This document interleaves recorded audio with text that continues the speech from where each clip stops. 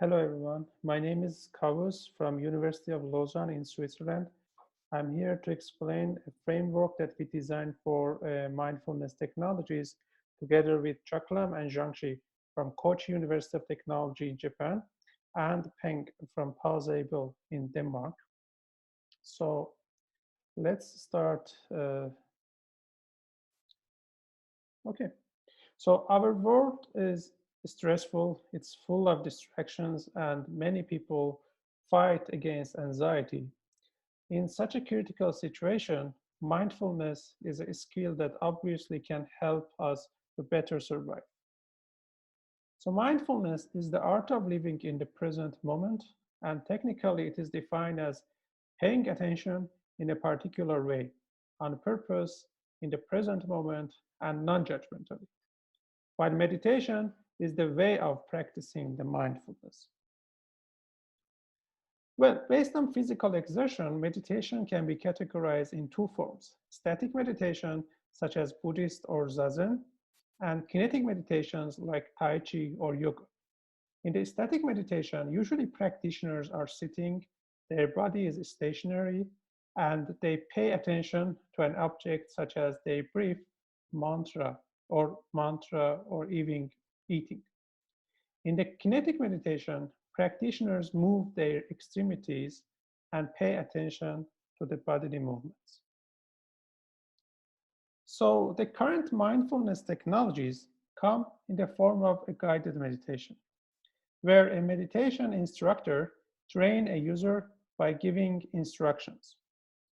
However, sometimes the users cannot understand well the instructions.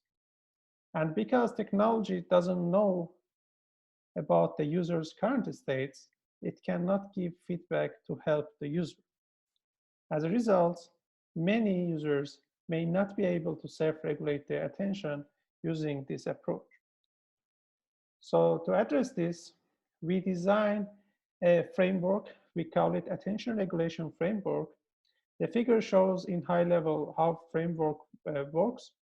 So it starts from the arrow where user's attention is detected by technology, and then technology provides the feedback which stimulates user awareness, and then user regulates the attention through the proposed interaction, and this cycle continues during the practice.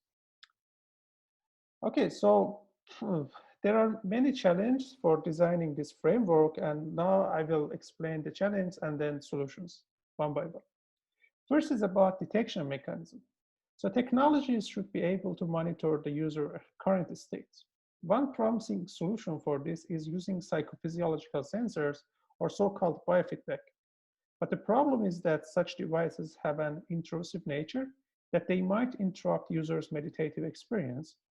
And these devices, unfortunately, are hardly accessible and they are not suitable for daily users. So to address this challenge, we reviewed the embodied cognition theories.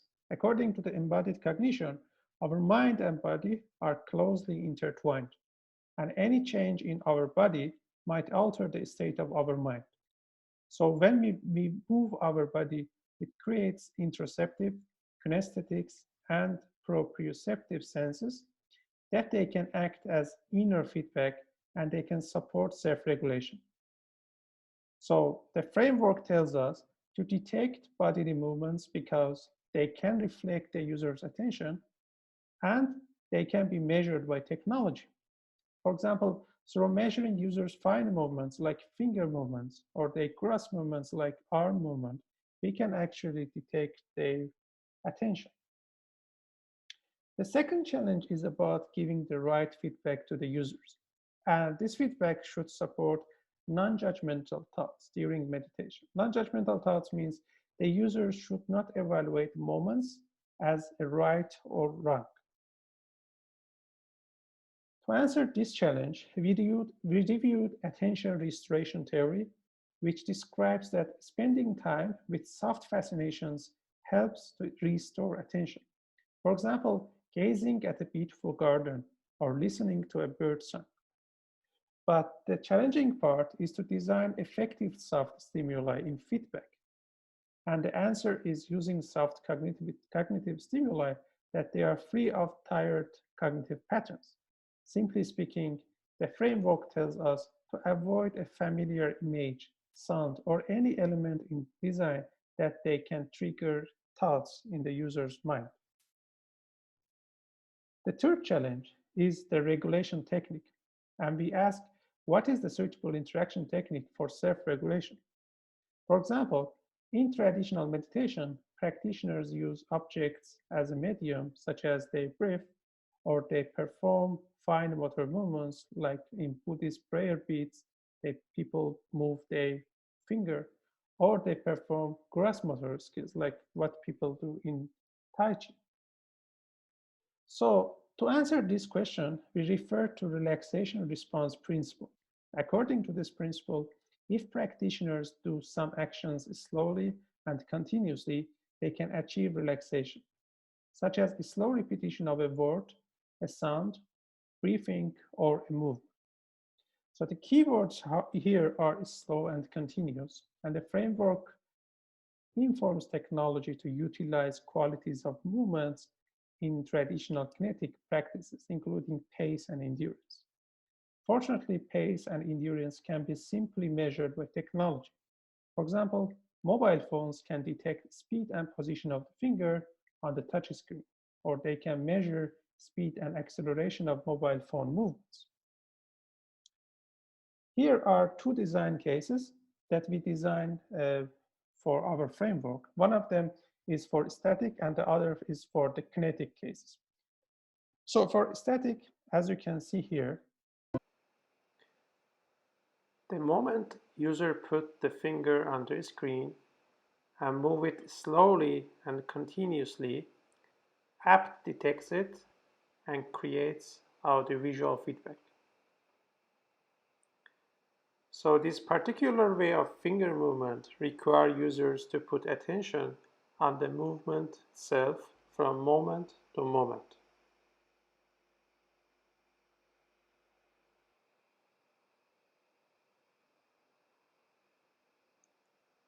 And the moment when the user is distracted, the finger would either stop or move too fast. Then feedback will go away to remind user to bring the attention back to the finger movement. Here is our design case for the kinetic meditation. And this is also follow the same principle. As you can see, the moment user move the phone slowly and continuously, the app creates the feedback, and performing slow and continuous body movements require users to put attention to the bodily movements and into the present moment. And if the user mind wander off, he moves too fast or stops the movement, then audiovisual feedback fades away and a sound alert and text feedback remind the users to bring the attention back to the present moment. So we did 4 studies. We measured states and trait effects of both static and kinetic design cases. And state effect means simply user experience, and the trait effects means the long-term benefits that they can get from such training. So in the first study, we compared Pause with another state-of-the-art app called Headspace, which works based on guided meditation. And we also studied environment because practicing meditation in busy environment is difficult. So we want to know, can users meditate in non-ideal environments? And we tested both apps in 2 environments, the calm meeting room and a noisy cafeteria during rush hours. So as you can see here, for example, this is the busy environment.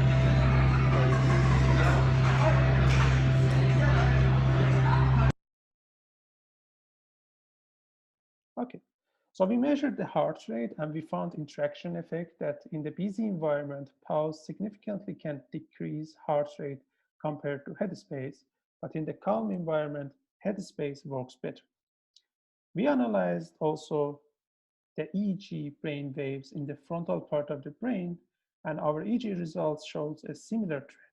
So for theta brain waves, especially we found significant results in the busy environment that pause is better than headspace. Also in the calm, we found better results with headspace. We also did interviews, interviewing participants, with most of them saying that using headspace in the busy is difficult, and they preferred using pause in the busy. We also made an observation and found that less motivated or people who are easily distracted, they prefer pause, but highly motivated people, they selected headspace. So in summary, the framework can be particularly useful in the busy environments, and it may have higher benefits for a specific group of users, such as people with less focus or confidence. So we conducted the second study, again, pause with headspace between two groups, and comparing pre-test and post-test results before and after 5 days of intervention. And we found pause training helped users to reduce their response time while headspace did not. And we measured mood and found that pause decreased confusion while headspace was effective on depression, fatigue, and tension. As a summary, our design case is effective on attention, mood, and well-being even after short-term intervention. So for the third study, simply we asked participants to use SWAY, a kinetic design case, and then we conducted interviews. We found overall positive results about 3 mechanisms of the application: detection, feedback, and regulation. Interestingly, we found that participants practice in a variety of ways using different postures and with open or closed eyes, as you can see in this video.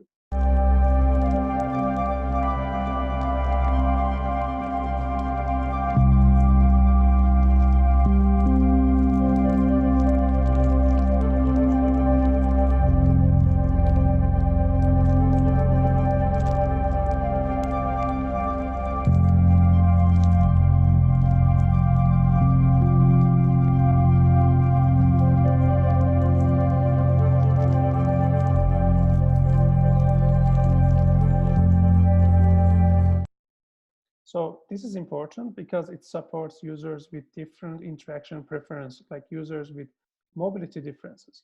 Later, we asked participants to study the Russell's arousal valence model and select 3 most close affective states, considering all sessions. And as you can see, the most answered states are peaceful, relaxed, and calm, and most of them are in high valence and low arousal zone, showing that participants had a good experience. So in summary, we found that our design case allowed participants to self-regulate using various postures, and most of the participants noted experiencing high pleasure and relaxation during the training. For the fourth study, we compared the trade effect of kinetic design case against another state-of-the-art app called meditation moves, and this time with a control group. So where participants trained for 5 days and every day 45 minutes. We measure mindfulness facets, and we found improvement only for the SWAY group in 2 of the scales. It means that SWAY groups improve their ability to attend to stimuli and pay attention to the present moment. We also found improvement on body awareness only for the SWAY group, for body sensing and quality of attention, and improvement in general well-being for SWAY and meditation moves groups. Regarding the mood, we found that SWAY group decreased angeriness, confusion, and fatigue, and increased the vigor, while the meditation moves can decrease only angeriness and depression. To summarize, we found that the kinetic design case is effective on different aspects of mental health, and it outperformed the guided meditation state-of-the-art app. Last, here are our contributions: providing the first-ever framework for self-regulated mindfulness technologies, proposing smartphones as a subtle approach to support self-regulation in everyday life, and demonstrating the first rigorous investigation of mindfulness apps. So thank you very much for your attention. If you have a question, please feel free to send me emails. Thank you very much.